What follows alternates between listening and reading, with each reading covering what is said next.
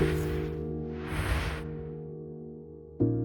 been a really, I guess, crappy sort of 36 hours for all Indigenous people, and it continues to happen over and over again. We're so often asked to be the ones who have to educate. We always have to, with a smile on our face, be the ones who have to always take the higher ground, not be angry, be the ones to put the olive branch out and educate.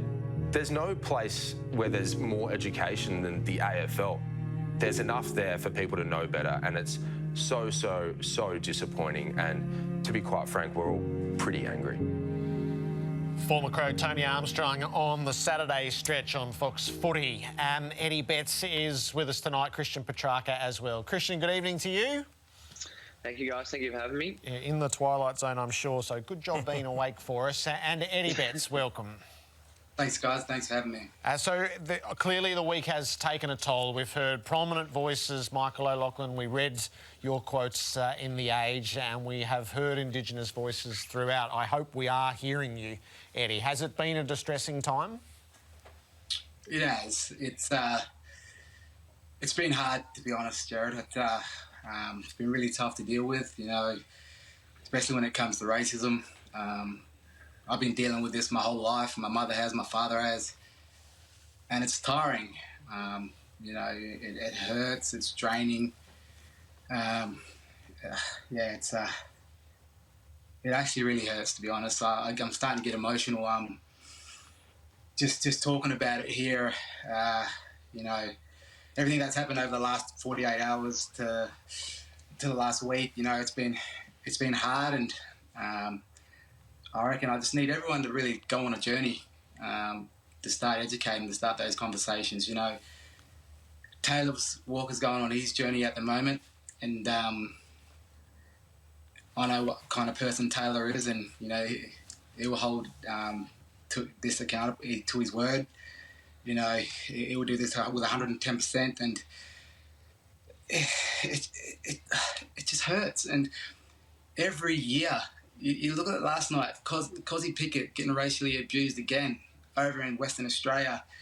I was racially abused last week and the week before that. I don't know if you saw my story in The Age, and it just keeps happening. I'm sick of it. I'm sick of fighting. It's draining. I've been on this show last year, pouring my heart out, begging, hoping Australia would listen, and it's hard. I mean, you know, we need to start having those conversations in the workplace, in the schooling.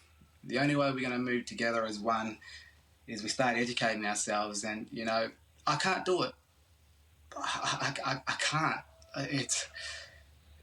It's hard, and I need everyone. I need you guys. I need people at home tonight that are watching this. You guys that are sitting on the couch, you guys are the ones that are going to be the powerful voice here. You guys are the ones that are going to make change. Because I can't keep doing it. You know, you hear me speaking about it year after year after year, and nothing's going to change. So it's up to you guys to make change. People sitting at couches, start those conversations in home. Start it with your friends, your families. Call out racism when you see it, because there's no room for racism in Australia. And we, as Aboriginal people and Torres Strait Islander people, are sick of fighting. We are. We're sick of fighting because it just keeps happening. And I'm tired, guys. I honestly am. I said to a lot of the Indigenous boys that it's getting to me. It really is, and I'll keep fighting no matter what. No matter how emotional I get, no matter how drained I am, I'll fight. I'll fight for my people. I'll fight for the next generation of young Aboriginal kids that coming into play AFL footy, to make this a safe place for us to come and enjoy the game that we love.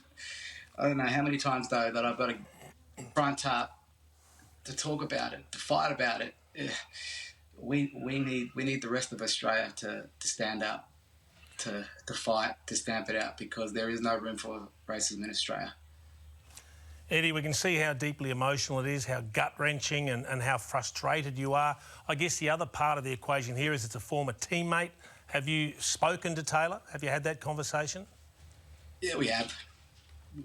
We have. Taylor's called me, but that's our conversation to have. And like I said, Taylor's on a journey, and and I know Taylor, and he'll go on this journey 100%, and he will educate himself, and he will educate people around him.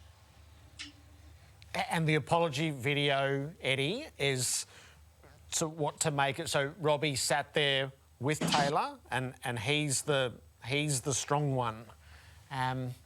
What did you think when you watched it?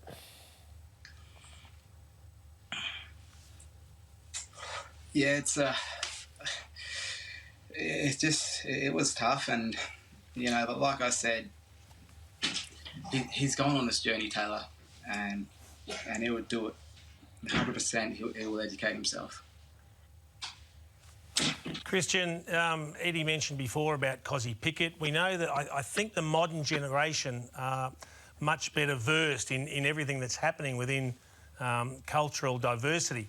Have you had much experience in this field? Have you seen it firsthand?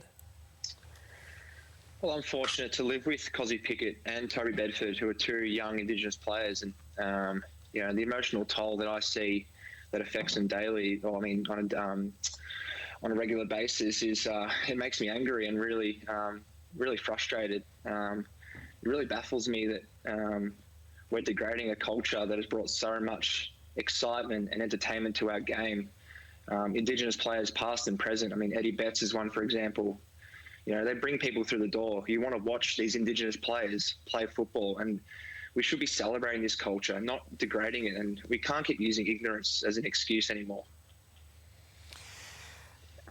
Thank you to you both for those words. The footy's not trivial this week, so we'll continue on with our conversation.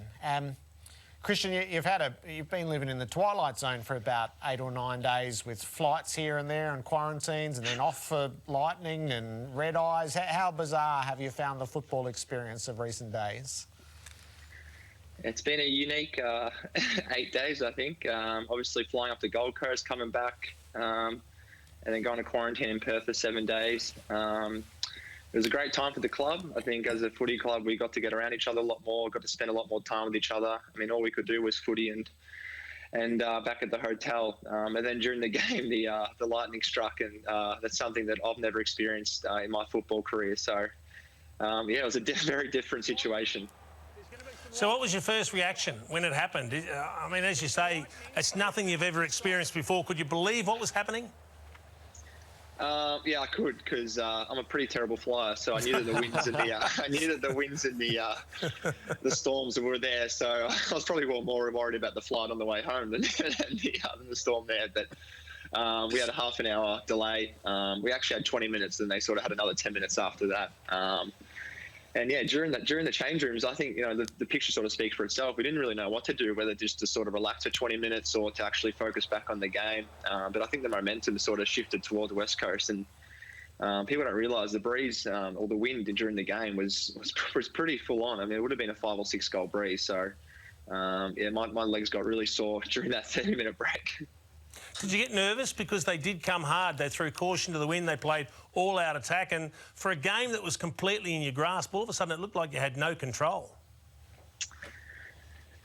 Yeah, a little bit. You do get nervous in those situations. They started marking every single ball contested, and you sort of go on, oh no, here we go again type thing. But, you just sort of got to reset, stay in the present, stay on, just focus on moment by moment, and you can sort of control what you can control. And I felt like, the last 3 or 4 minutes we did a really good job. Even though they were kicking goals, we still felt like our moments were great. And we put a lot of pressure on in their forward line, and we were able to hold on, and we got the 4 points, which is what we wanted to come away with. Eddie, Mark Murphy reaches 300 games. He's just the 6th Blue to do it. Well, does he hold a special place at the club? He does. He's an absolute superstar of the competition. Was captain at a young age, #1 draft pick. He was a year after me.